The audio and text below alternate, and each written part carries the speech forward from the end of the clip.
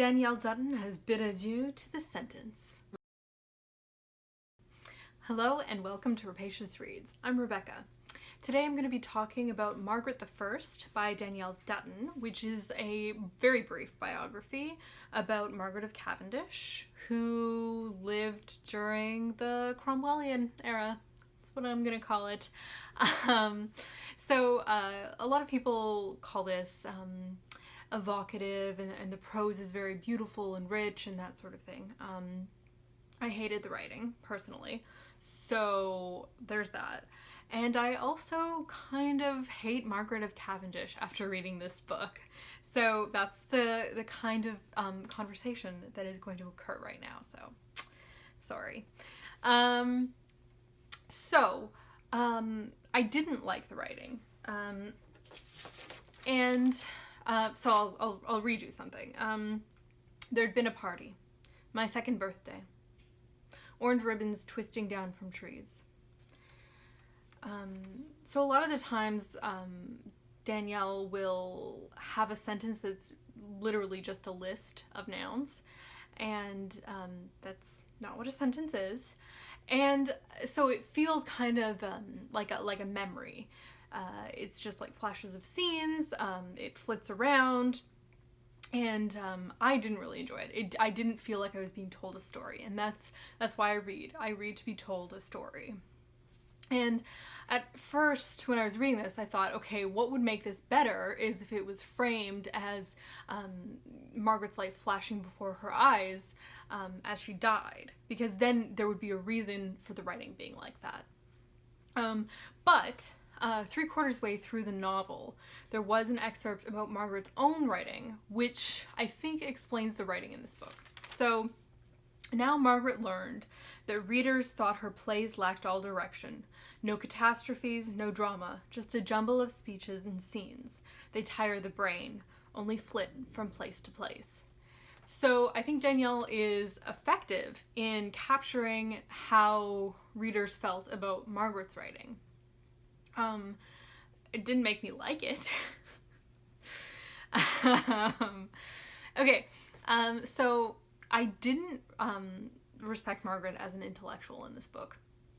She's a philosopher, and a lot of the ways she arrives at her thought is just through school of the mind, thinking about scenarios and that sort of thing. And often she would have a snap judgment about some other philosopher or natural scientist in the book. She makes fun of Descartes for experimenting on a poodle.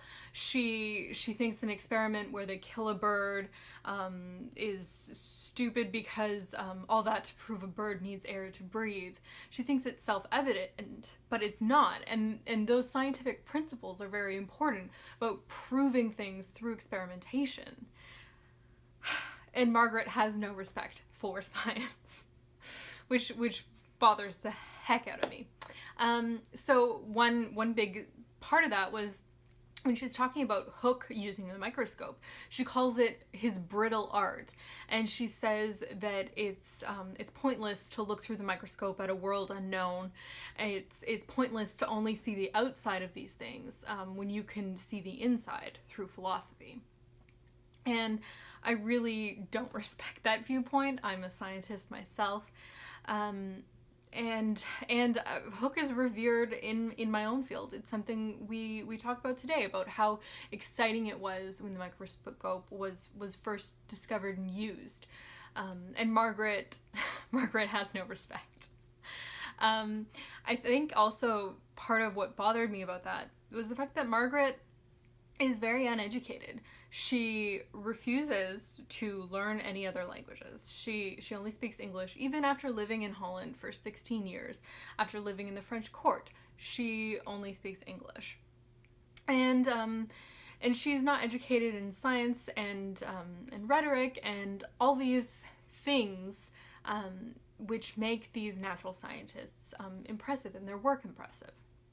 So I don't understand why she thinks she can critique them. A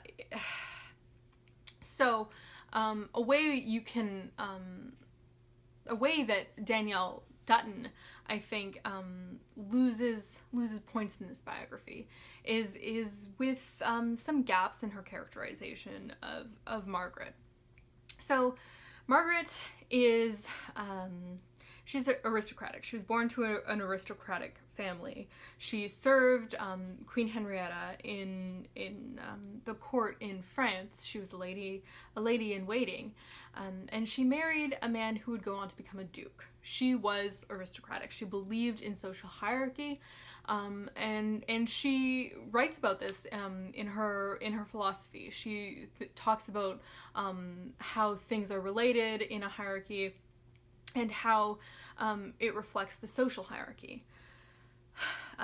However, in the book, when anything with the war happened, or something with Cromwell, or a king was deposed, Margaret never has any reaction. Her husband has a reaction, and he talks about being aristocratic, but Margaret doesn't. And I feel like what Danielle Dutton is doing is softening her for the modern reader, making her not have that sort of prejudice.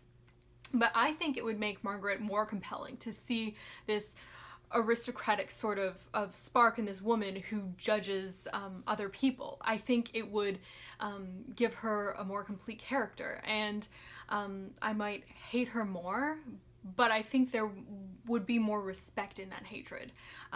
Right now, I just think she's vapid, and I hate her. Okay, so I also want to talk about feminism in this book. So I saw on Goodreads that some people had shelved it under feminism, and I don't think this is a feminist text, and I don't think Margaret of Cavendish was a feminist. She talks about women having minds that are equal to men, and she has plays where women are the only characters and that sort of thing. But I think for Margaret, it's born out of a conceit for her own mind rather than a respect for other women. Repeatedly in this book, she refuses to interact with other women. So again, this may be a weakness on Danielle Dutton's writing, or it may be that Margaret of Cavendish wasn't a feminist. I don't know for sure, and I'm probably going to read The Brazen World by Margaret Cavendish to sort of figure it out. But in the book, she, when she becomes a lady in waiting to the queen, she doesn't interact with these other women, and she makes fun of their social interactions and their manipulations of each other, and she doesn't really interact with them as people. She is always surrounded by men when she marries her husband. They're intellectual men, and she doesn't, she's not an equal to them in this book. She just sits around and listens. And she has a friend called Lady Brown, but we never really see this relationship. The only relationship we see is with her and her husband.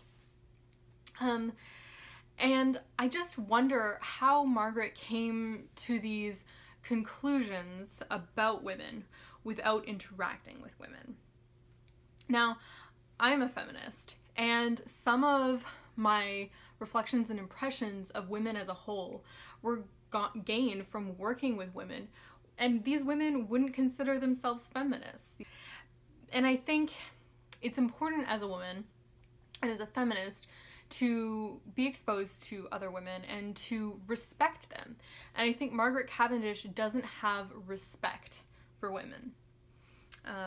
She is a hermaphroditic being, and the only way she can respect herself is if she sees herself as a man.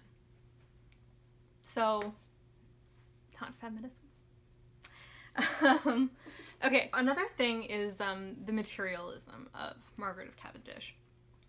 So her philosophy is a lot based on how there is no other world except for this world.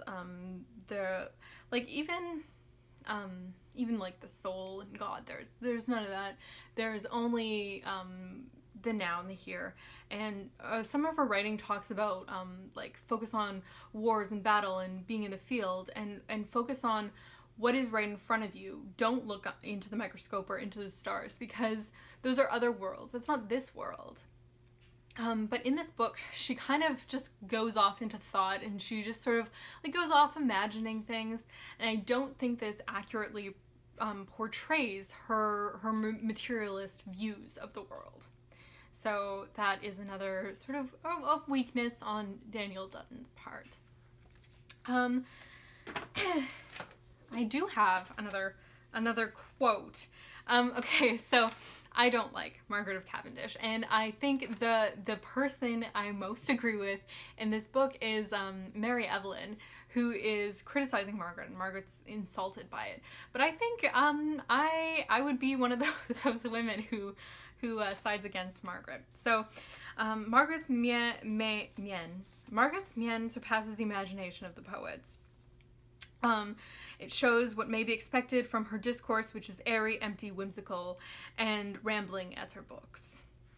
And I tend to agree with that. You can't have a philosophical theory without grounding it in experimentation and the real world, and having an appreciation for science. Oh my gosh. I had some other point. Oh yeah. How can she be an intellectual without curiosity of the natural world?